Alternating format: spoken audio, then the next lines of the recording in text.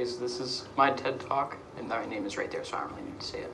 You'll know the title of this TED Talk further on. So, you guys need to raise your hands for this, because it's interactive. Who here does not like Siri? Okay, that's most of you, or at least a lot of you. Now, I always get asked, what makes Siri Siri? And in this presentation, I'm going to explain that. And most people call it an AI, but that's not exactly true, and I'll also explain that. This is also comes full circle again, so it might not make sense right away.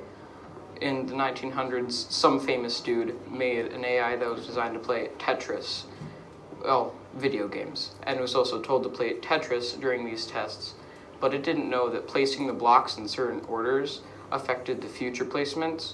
So instead of losing the game like it was about to do, it paused the game forever. So basically, AI is what I like to call limited now. Several have already been made, like Google Home and Alexa and Siri. And they're limited because they can't say what they want to. They can only say what they've been programmed to say. So you give an input and they give an output.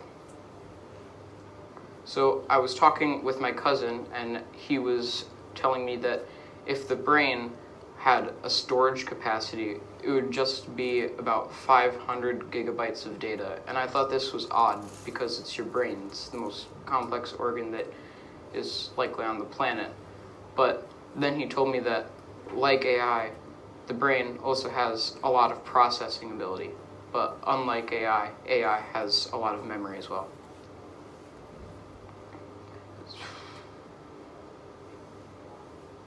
Sorry, my mind's going blank here. Okay, so there's a quote, and this is by another famous person.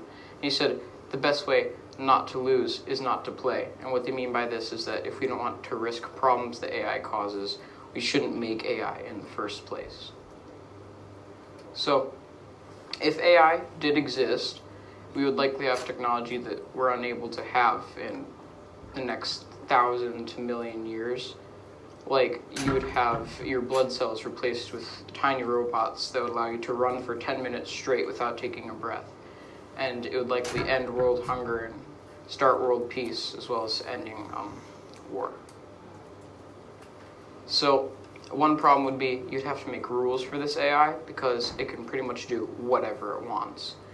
So, multiple choices are you could code it so that it can only do things that are positive and helpful to humanity. But because it's learning infinitely, like the growth curve, it would be able to hack it at some point. You could probably put it in some sort of facility that wouldn't allow it to escape, or make it so that it's not actually able to move, but it would probably develop some way of being able to move later on.